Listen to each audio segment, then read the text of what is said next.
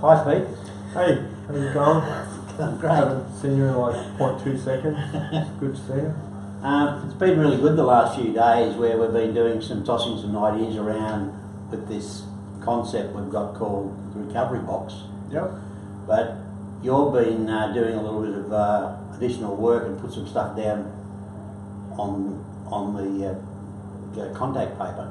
Yeah, whiteboard. Whiteboard, that's it. Yeah. So Once you put it on there, it's a whiteboard. would you like to just talk a little bit about what your thoughts are and how you've actually come to this? Okay.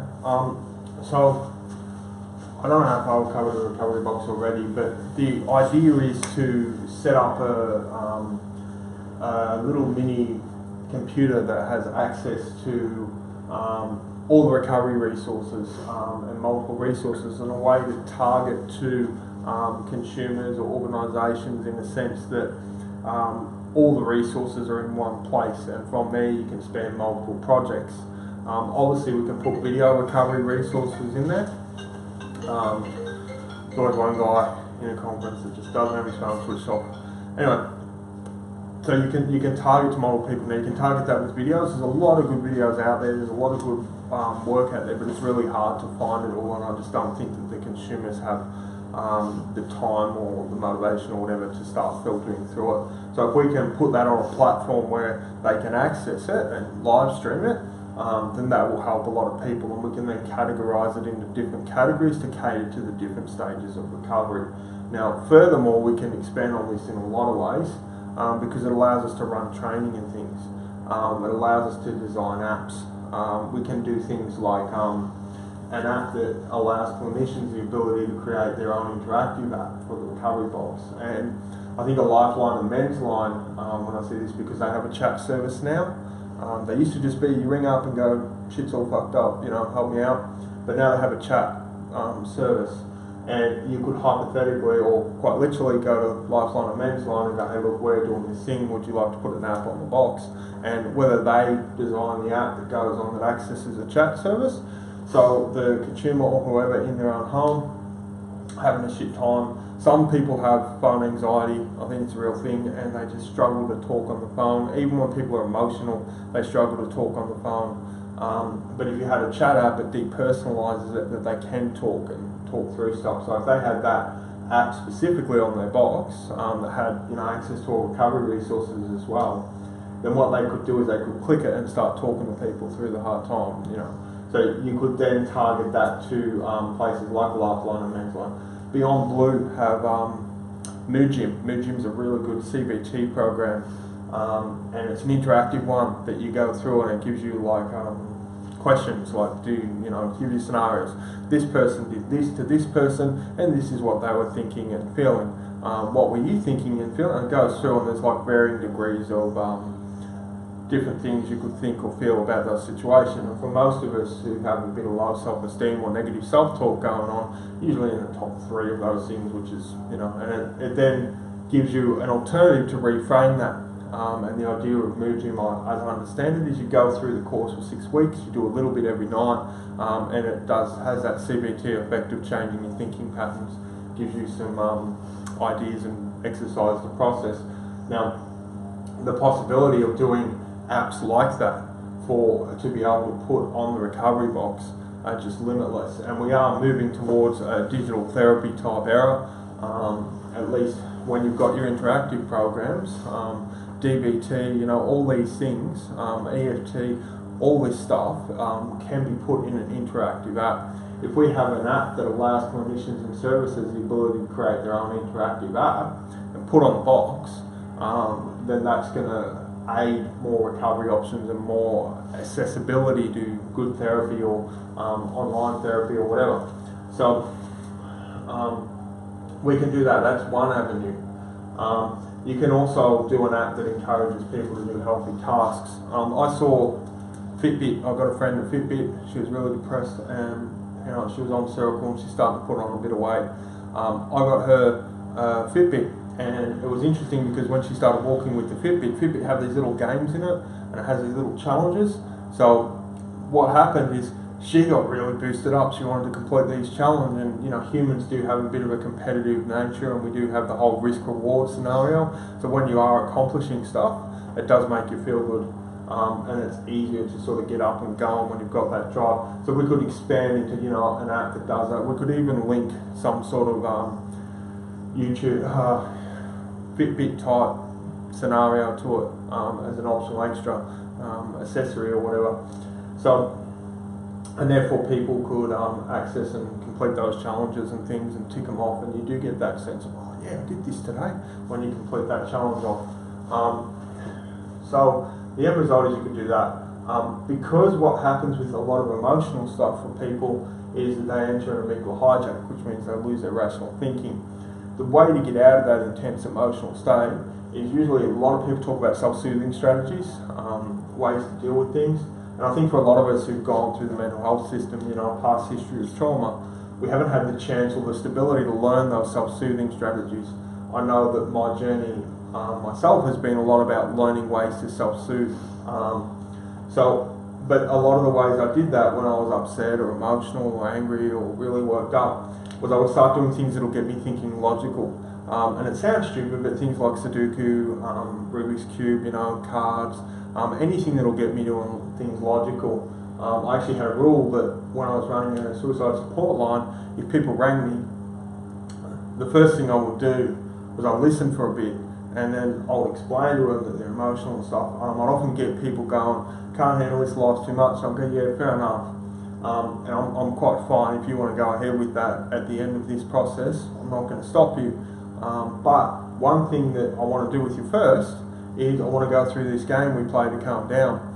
And I would go through the alphabet. I'll get them to pick like an animal or a town or, you know, a subject, flora, fauna, food. And I will take A to start off. And I will come up with one starting with A, and they will start up with one called something to do starting with B. And it was interesting because sometimes they were so worked up and so emotional, they just thought it was stupid that they wouldn't do the next one. So I'll keep doing that until they picked one up. And as we went through that process, they're using the logical part of their brain, so they're pulling themselves out of that worked up emotional state and able to think logically. And it was interesting, at the end of that, they were able to have a discussion about things, and it was much easier to help them reframe their experiences in a perspective and provide options to give them some optimism about moving forward and formulate a bit of a game plan. So you could do things like that to get people thinking logically and get the brain switched back to logical mode. Doug runs this Team Marble Challenge thing, and I'm pretty sure we can turn that into a game. You know, I'm pretty sure we can have that situation there. And you'd have multiple other organisations and peer run projects and whatever running their own thing. I'm pretty sure we could turn it into different games. Well, one of the things you talked about yesterday was around there's not a lot of stuff out there to teach people how to do advocacy, and I think this has got some huge possibilities. Yeah. It allows us to deliver training.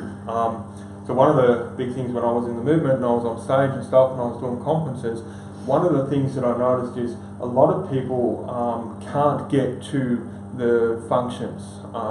They can't get to the services that are providing the conference.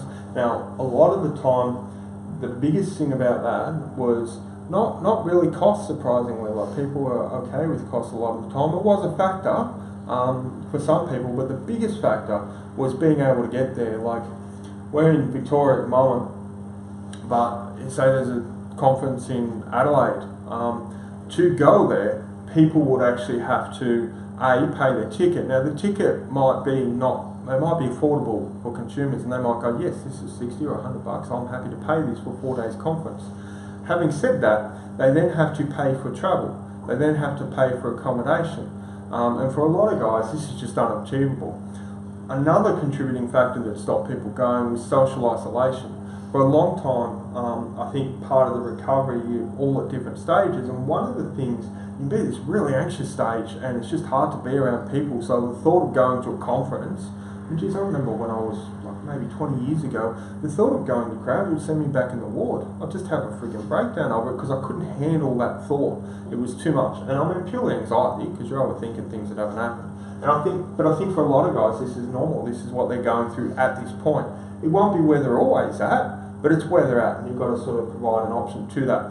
So if they can actually access training in their own home, and they can get to go and see these things and get to go to these conferences in a digital sense, not only can it provide like a lower cost ticket, but it can also, and that of course brings in revenue to the recovery movements and conferences, etc., which helps us expand and make them better. But it also allows people to access things that they wouldn't normally be able to access. And that expands to so many things. I mean, you can start running groups. One of the big problems with a lot of stuff when people are at the first stage of recovery and stuff is they can't get out. They can't go and hang around people. It's too much for them. And they will work through that. But in order to work through that, you've got to get them to that first group. And that's really hard. One of the other problems is that when I was doing Human Voices group stuff, and I spoke to a lot of people in Australia and America and all this sort of stuff, and one of the biggest problems was that they couldn't get to a group because it was 3 hours away. The nearest one was 3 hours away, or 4 hours away, or 6 hours away, or there just wasn't one in their area at all. And look, maybe that'll change over time, and there'll be like a group on every corner, like 7-Eleven. But at the end of the day, if you can deliver groups to people, and you can actually deliver like your 12-step programs, because that first thing, I'm not really specifically a fan of 12-step, but I think different personalities, it does work for a lot of people. I'm just very stubborn, so that's probably why. But at the end result is that, you know, that first walk into a meeting when you've been using drugs or you've been dealing with alcoholism or anything like that, that first walk into the meeting, it's shit scary. Like it really is. And I think any time we first go for help is just absolutely petrifying because you don't know what to expect. It's going to change things. Let's be honest, a lot of us who ever really have any of these problems have a history of trauma, and people who have a history of trauma, change is scary because things change once and we ended up hurt from it, so the brain sort of develops this stuff to make it very difficult to make that first step. But if that first step is as easy as turning on your recovery box at this time because this group that you want to attend is on, it still might be a little bit hard for some people, but it's going to be a hell of a lot easier. It's going to be easy to cross that bridge. Obviously the aim is, if there is a program in the area, just step them into going there as they feel more comfortable, but you're breaking that bridge. And most of the time, if the group is set to an area that they live in, they're just going to go and see old friends that they've been communicating with. Well, that's where the peer work and the peer support comes in. Yeah. Is that, because people of the group, they would then start to connect with the person that's there for the first couple of times. Yeah. And I can see some real benefits with that. Well, that's exactly right. I mean, look, I remember when I was first locked up and I first got out, and my world had changed. I was put in a situation where things were just scary. A lot of stuff happened in the psych ward to me that just shocked me, and I came out quite, I'm going to say broken, and I was therefore really cautious around other people. Now, I ended up in a PDRS service. I would have been about 16 at the time, 17, and I was still quite badly hearing voices, and I was freaked out at this PDRS service with all these people that I didn't know. I was just dumped there, and it was really difficult for me, and I sat there saying nothing, doing nothing, being hypervigilant, looking around really paranoid, just wanting to go home. My heart's going boom, boom, boom, boom, boom. I like to think that wasn't all the medication I was on, it was actually a lot of anxiety and paranoia. But I had one guy come up to me and just go, he introduced himself, and he said, "Yo, g'day mate, I'm so-and-so, you know, what are you here for, blah, blah, blah, do you want me to show you around?" And he took me around and he showed me around, and then he said, "Oh, look, this is too much, let's go fish and chips. We'll go get some fish and chips and have a talk out of here." Now, mind you, this guy was a consumer, yeah? And he wasn't like in any sort of leadership role or nothing, he just saw that I was struggling and stepped in. Still friends with him now, like 20 years later, and we're still like best mates. So, the end result is that that made a massive difference to me, and he introduced me to people, and because he was so friendly, he talked to a lot of people, and because I was knocking around with him for a few days, I sort of felt more comfortable to start conversation with some of these people because I knew them from him talking to them. And I think if you can provide an access even where people can listen and start getting comfortable with other people, it sort of steps in. Everything's on a process, and you've got to take these steps. Well, you don't got to, but you know, people generally take these steps forward at a rate. You can't push it further. You've got to let the process evolve. And it does happen for all of us. You think it won't, but it will. But if we can then do access to that, what we can do is get HD 720